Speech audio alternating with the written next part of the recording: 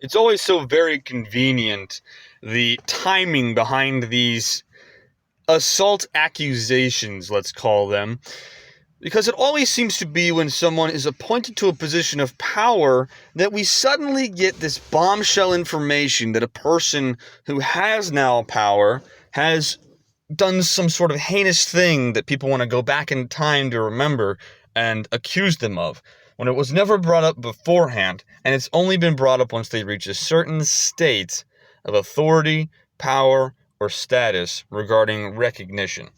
This woman testifies that Matt Gaetz had sex with her when she was 17, revealing a day after Trump nominated him for Attorney General.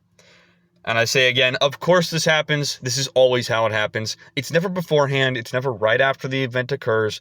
Nothing ever occurs within the time frame necessary to actually get a conviction. It's always just conveniently right after a person of conservative lean happens to get to a position of some level of authority or celebrity status and then gets accused of some sort of heinous thing that they've done, or that they've been accused of having done.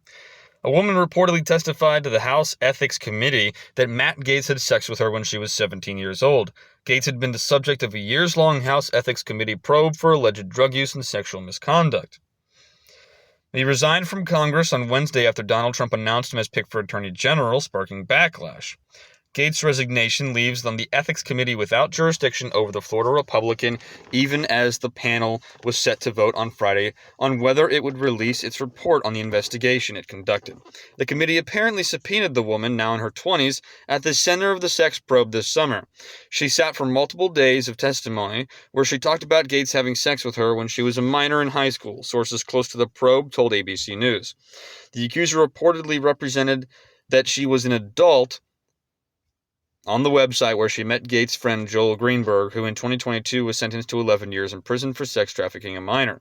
These allegations are invented and would constitute false testimony to Congress. The false smear following a 3-year criminal investigation should be viewed with great skepticism, Gaetz said in a statement. Yeah, so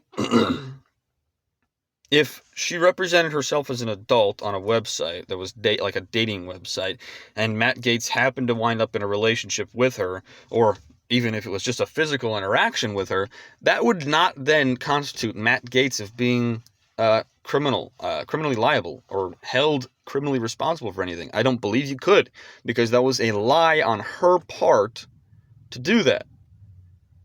Now, some people might be going, oh, you're victim blaming. I'm not victim blaming anyone. If this was a legitimate consensual interaction between a person who lied about their age and had sexual relations with another person, that's on them. That's on them. And then retroactively going back and claiming that it's this evil, heinous thing that he took advantage of you or some garbage is completely foolishness. It's complete foolishness. And that seems to be the extent of the information available from Daily Mail.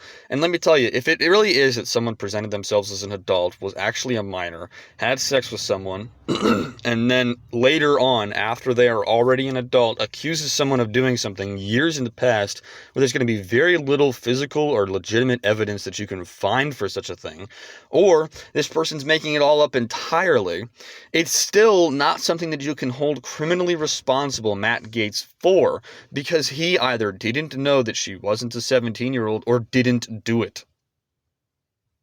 So you either are lied to and then accused of sexual misconduct with a minor because the minor lied to you about their age and then later on comes out and tells you about it in terms of an accusation, or you didn't do it.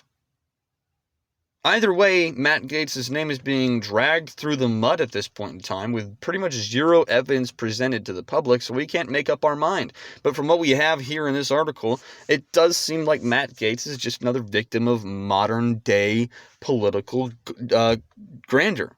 Modern-day political propaganda, modern-day political advantageous people. People who are actually genuinely just trying to tear down the other side, specifically because they are not in agreement with their specific beliefs, and they don't like the idea of having to live under a nation where someone who they hate is in charge. That's exactly what it is.